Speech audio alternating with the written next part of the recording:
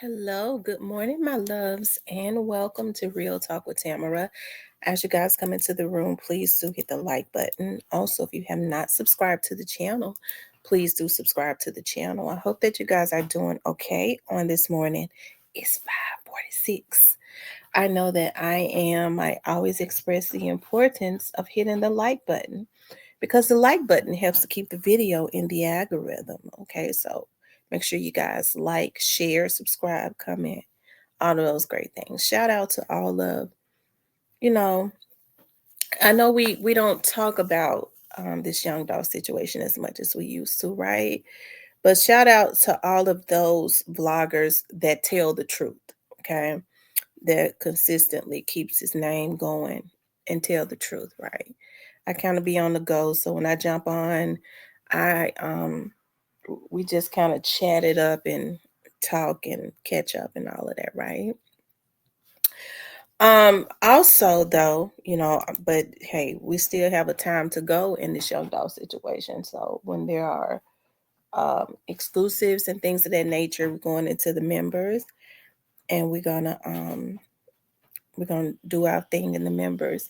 I'm working on getting another person to do an interview. I almost got it in the bag, okay? And y'all know how we do that. We open it up for everybody to see the interview, and then we make it a members only chat. Make sure y'all go and share that Grove's interview, Grove Hero interview. They shadow ban that interview, okay? They can't stop me though. They know I can't be stopped. So they doing is making karma bad for themselves and the damn fools that follow them, right? But I wanted to talk about why was certain people so brazen when Young Doc was first taken out. Okay. When Young Doc was first taken out, there were a lot of people that was brazen. Okay. They was kind of, if you all don't know what that word means, that means that there were people type kind of bold and hey, felt like nothing was gonna happen to them. They was just bold and they was doing a whole lot of stuff to um let people know that they were involved, and they were it was as if they felt like they were not going to be, they were going to be without fault, um, as it relates to what they did. And I can remember when I first started vlogging on the case, right? When I started vlogging on the case, of course, all know that I told you all that the rumors was already circulating around the Memphis area. People already knew what had happened.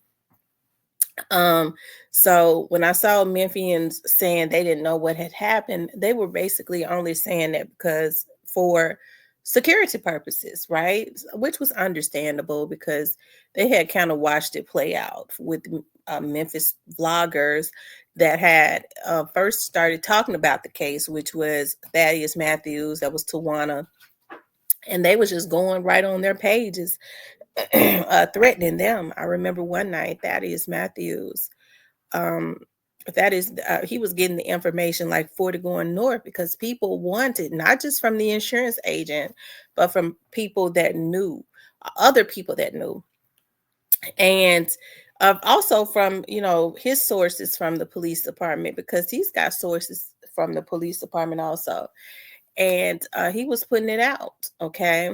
And that was going to him to put it out, people that knew some things and they didn't necessarily want to go to the police, and they started threatening him, right? And from my understanding, allegedly it was coming directly from Black Youngster, because I was looking at him one night, and um allegedly it was Black Youngster that had called him while he was on air, right? He was like, well, I don't know how Black Young, because folks were saying that's Black Youngster, and he was like, well, I don't know how he sounds or whatever, because he was like, yeah, what's up, or something like that. I don't know. I don't know if he knew he was on live or it could have not been him or something like that, but it was just kind of weird because they were definitely he was definitely being threatened, right? And so then that was very early on, like days after young Dolph had been taken out, and nobody had been arrested or anything like that, so people were still being people were still being threatened, because all of the people that had participated in this was out. Now, I think I told you all, when I first decided to vlog on the case, it was probably around February, because I remember one of my friends that work in the jail saying to me, telling me about, they was taking um straight drop to, because they stopped all movement when either one of them came out, and they was taking him to do his phone calls and things of that nature. And he didn't seem, after a while, like when he first came in there, he was kind of upbeat, because they had told him they was going to get him back out. So they had made him think that they had to kind of pull where he was going to be able to get bail and finish killing people, right? And after he realized, people started changing their phone numbers, the person was telling me, he a little disappointed. You could tell, because he had started. I think I told you all this, because remember when he was in court, he was rocking. I said they say he started sitting up at the TV, looking up at the TV, rocking. Okay, in his cell. A lot of people had started changing their phone numbers, and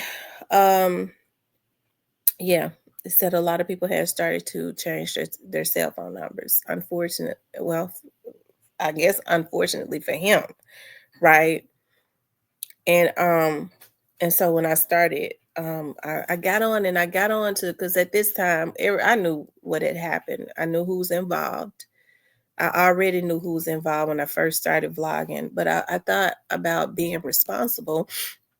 So I remember somebody getting on, that was like, when I first started going live and stuff, saying, well, hey, we appreciate you being very responsible, regardless of what you think. You're not saying people's names. And I was not doing that. I was even having the chat to say people's names, the initials. Okay.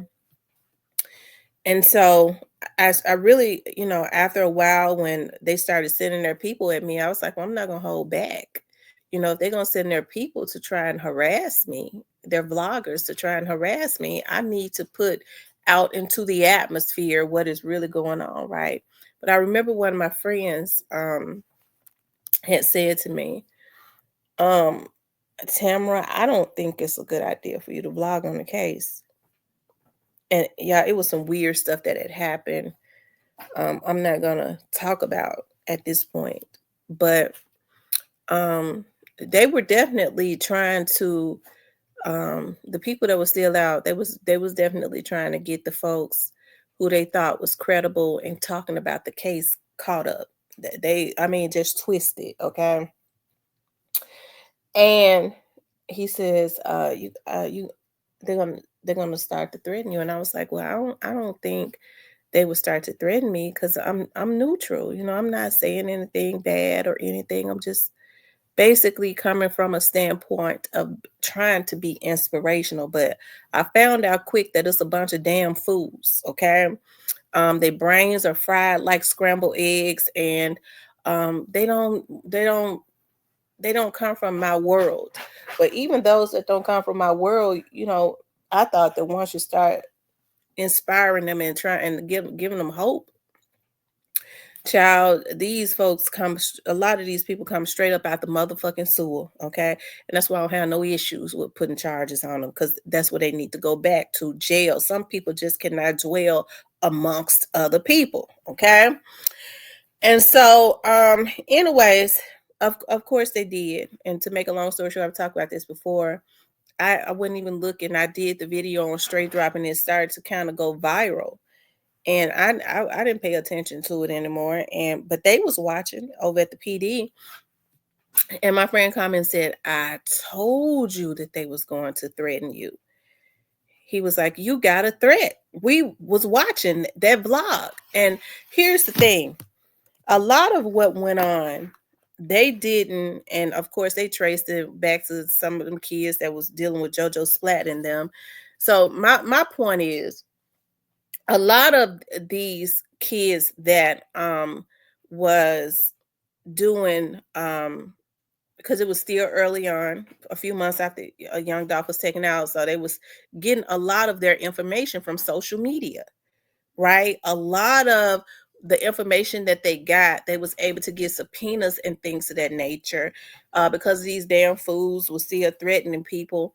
Do you all think that when they was threatening Thaddeus Matthews' page was a gold mine for police officers at that point, investigators, because they was threatening him like 40 going north? You all think that they weren't able to subpoena? If these hackers think that they're smart enough to hack you when you make comments and things of that nature and get your iPhone IP address, what you think that the government can do, right? And they're able to legally get it because all they got to do is send a subpoena over there to Google or to Facebook, and by law they are required to keep everything that you do on social media on file for 8 years. Okay. So for in case the CIA, the FBI, all of that, that's why you heard the young lady say that the CIA was involved, and we know the CIA crack codes and things of that nature, right? And they can bring them in, right? And so people were so brazen as if they was untouchable. You know, we around that time we saw that Yo Gotti um and them, they were, consistently putting out albums, and he was consistently saying we the last man standing. Now it made me wonder, why was he consistently saying that?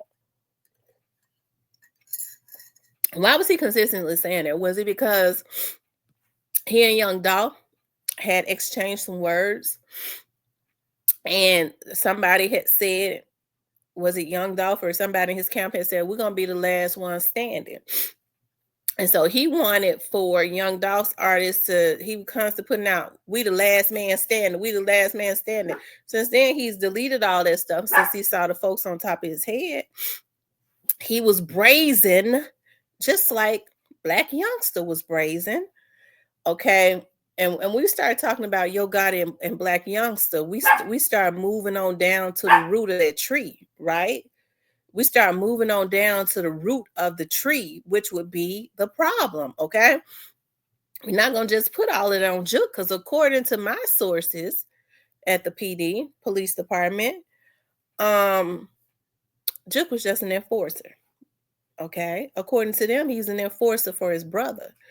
And that was just said to me recently. Well, we know he was just an enforcer for his brother. So that just kind of let me know, and that just kind of slipped out.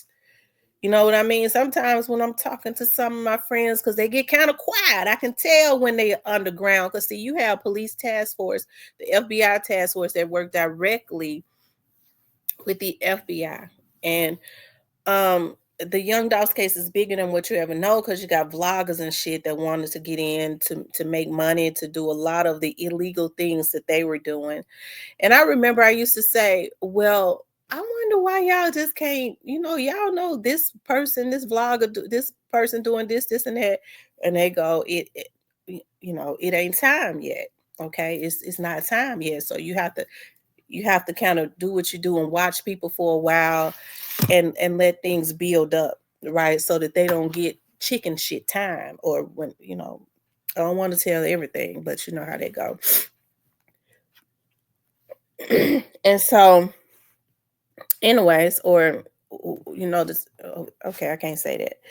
So anyways, why was certain people so brazen? And it was simply because they didn't know that they were being looked at, right? They didn't know that the people was on to them. They thought they was so untouchable because um they had been trying to kill the young man so much and was just getting away with it. Just like I told y'all, it would be an insult for, that's why I didn't think that Orange Malquette would, and I don't know what he did. I don't know what his conversations have been. I don't know any of that. But I was like, I hope he wouldn't be dumb enough to go in there into the district attorney's office, and knowing that the district attorney is working with the FBI and all of that, knowing that they already know everything, right? Because their federal entities have gotten them everything, and think that he could just blame everything on a dead man, that's going to be an insult. That's going to be an insult. And I don't know what happened with that, but I heard a lot of people was saying that is what would happen. That they're going to try to blame everything on Juke, which would be an insult to try and blame everything on Juke when the folks set up and said to, a person set up and said to me that is in law enforcement, we know that he was an enforcer, which means they know that he was not by himself. He just enforced, he carried out, he was the muscle to make sure that what the people, certain people that was over him wanted, right?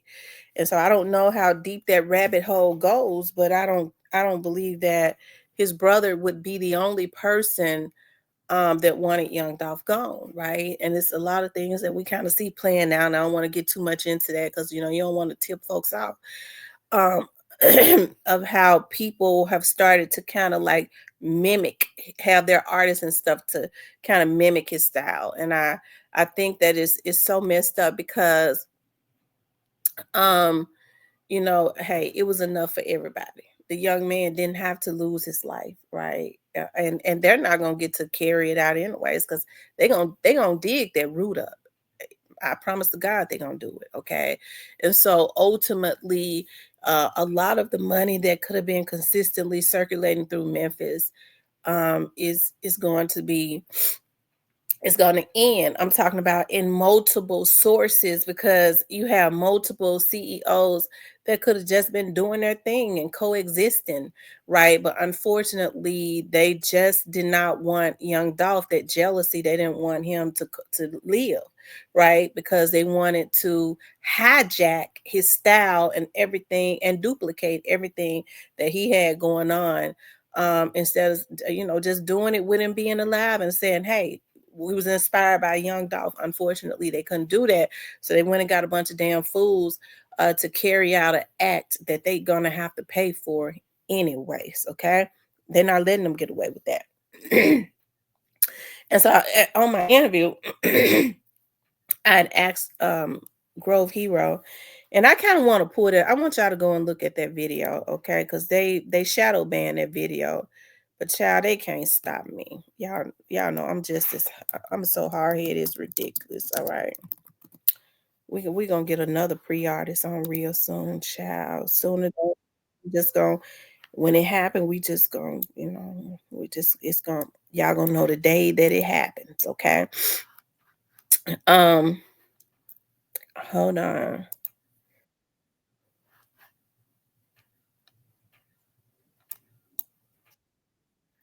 Hold on, you guys. Let me see here. I remember I asked Grove Hero. Chats, your whiteboard. Is that shoe? Somebody. And now you see how hard he worked. What do you think? It was raining, child. My hair had. He has an apple out. Still there or something. Yeah, it don't even seem real. It'd be like, God damn. I can't even believe I'm Grove Hero sometimes. I be like, God damn, like this shit even real? Like, damn. But it's real. Yeah. So nah, not really. Nah. Yeah. Everything I do out of my own pocket. But that's a blessing right there. Now, as a matter of fact, I don't have them at the goals. I know you got some goals. What would you? They get here, and I sold 2 of them, and then I want Flip is my guy. He's funny as shit. They said Dolph is here in spirit for now and amen. Yeah, you could see his spirit even around the Memphis area. Like I just think that in the 36 years, because I think he was 36 years old, he definitely left an effect. If they wanted to kill him, they actually made him immortal. I hate that. I hate that happens so bad. I do. Don't look. I'm emotional anyway, so don't talk about me when we get off here because my voice shaking and stuff. Because I really want to cry. You got dogs barking and shit over there. God damn, what the fuck going on over there? That's why you ain't want a nigga to come to your office. You got dogs and shit over there. No, as a matter of fact, I don't have them at the office. I know it's gonna trip you out. Like I actually had one Yorkie. Listen, he's saying that because when we had spoken, he was like, "What's the address? I'm gonna come." And I was like, "Well, we could just do it on. I don't take the dogs to the studio. It's funny." So he ain't scared to move around, and which he shouldn't be. You know what kind of life is? I'm sure he got security and all of that, which is a good thing. And I'm gonna say this because I spoke about this before. When that situation had happened, and listen, I don't know anything about Lil Migo like that. I just know Lil Migo is young enough to be my child. Um, hey, there was so many rumors, there was so many threats, and like people had put a bag on his head. And so he had actually was doing a giveaway in the North Memphis area.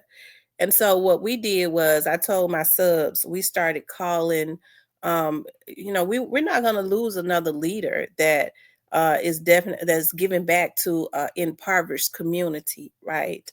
Um, um, so we started calling over to the North Precinct, and we started calling and letting the officers know that they needed to patrol that area when he did his giveaway, because he did a giveaway, to the community. Why would anybody want to go and pop up a event where he's out there giving back to the community and things of that nature?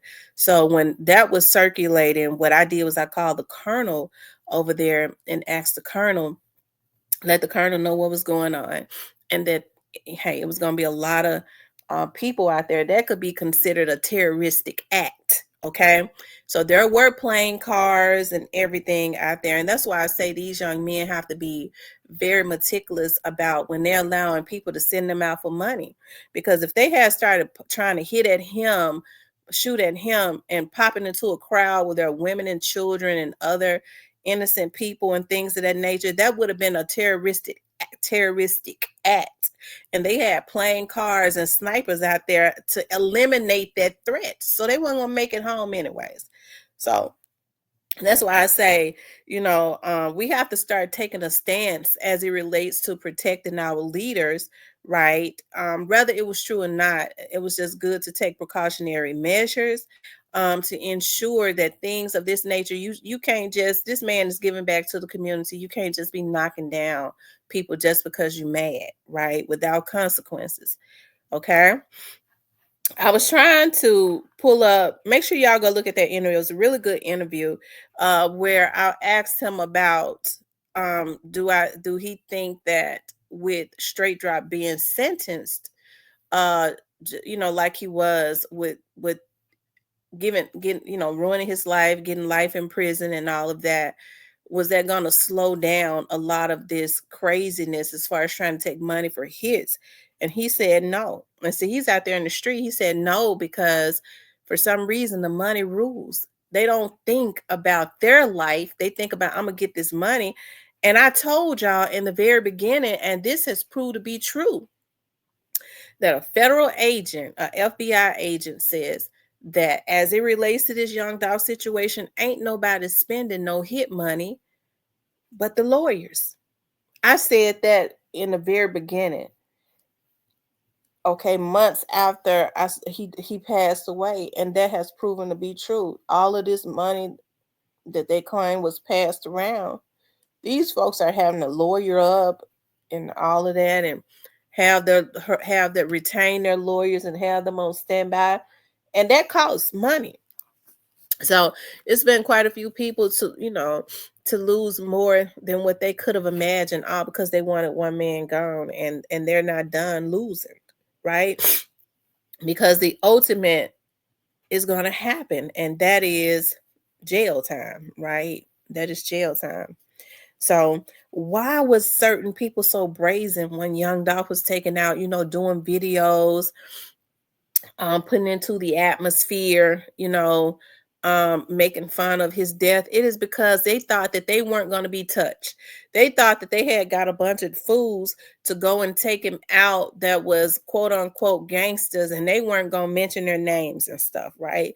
They thought that they had some send outs that cared about the street code and they would be untouchable. Okay, but they soon found out that that's not how it is, because the laws of the earth is whatever man soweth, that's just what he's gonna reap. God says, when I get them back for what they did to you, you're gonna see me get them back. And it goes back to, I believe it was earlier this year, when I had that dream about young Doll, and um he was parked in front of City Hall. And I remember his car was pointed towards the federal building. It's so weird how that works now, where his car was being his car was parked in front of City Hall facing the federal building, because now I do work in the federal building almost every day, right? Um, for the federal prosecutors. And so it's just weird how that was. And I remember I don't remember what I was saying to him. I remember walking away, and he said, "Come back. I know y'all think I don't want to be down there with y'all, over there with y'all, but I've been working." And he was standing in the door of his car. He was talking about he was working, and he started saying some more stuff, right? I remember him saying, "Come back. I know y'all think I don't want to be down there with y'all, but I've been working." And I took that as, you got the federal building right there. You got City Hall, which the mayor is really over the police department and all of that. And he was working. Okay. And look at what has happened after that. Some of his people have been brought to justice. Um, some of them, right? Um, hey, it's some more to go, okay? Because God says, when I get them back, you're going to see me get them back. And it has nothing to do at this point. When you start talking about bloggers, it was meant, as far as all of that threatening and stuff, it was meant for it to happen the way that it happened. Everything has to happen the way that it happened, because what they was doing is, while they was trying to threaten people and do all types of other stuff, they was messing themselves up. See, God says that they'll mess themselves up trying to mess you up, right? That's exactly how it always happens. And everybody that was involved in this, hey, it's kind of laughable to me when I start, when folks say, well, they gonna outsmart that. They got them high price lawyers. They're gonna outsmart the FBI. Let me tell you something. Most lawyers that fight federal cases are very smart lawyers, and the FBI still has a 98% conviction rate, right? Because all lawyers don't fight federal cases. They don't. So you have to get a lawyer that specializes in fighting federal cases, and they usually come very expensive. What they can do is they can prolong a case. They play games, but I've said from the very beginning, it is very dangerous to ever think that you can go up against an entity that can't run out of money. And the federal government can't run out of money. They'll go print up their money. They print it up at the Federal Reserve. Okay? Anybody runs out of money. But when you're going up against an entity that can't run out of money, that's a dangerous thing. So that's why they can take it personally and say, we're going to do something about it. And we're going, anytime you start watching people for 10, 11 years, it's a lot of money in doing that. A lot of hours, a lot of pay hours, a lot of everything. That's because they got that long, they the ones got that long money. It ain't borrowed, nothing. Okay. So it's a dangerous thing to ever think that you could play with an entity like that. And it's real dangerous when that entity has focused in on you to prove to you that you can't win. Right. And that crime that you committed, we're going to get you for it. Okay. So I think certain people was so brazen when Young Dolph was first taken out. It is because they thought they couldn't be touched. Right? They thought they could not be touched. And I think a lot of people, they're seeing that's just not so. Now, people put on an act because they want you to feel like ain't nothing happening, and that's that's what they're supposed to do, right? But the laws of the earth is whatever man soweth, that's just what he's gonna reap. And I think I told y'all from the very beginning that straight dropping them are just the branches and the limbs of the tree. Straight drop and Cornelius themselves are just they ain't even the branches, they just the limbs on the tree, which means they really just they're the low hanging fruit. They're just the limbs. They're gonna get to the root of that tree. And the root of the tree is where that money come from. That's what they've been after from the very beginning, and they're gonna get it. Okay. But people were so brazen and so bold because they thought they couldn't be touched. And now they're seeing anybody can be by the federal government, right?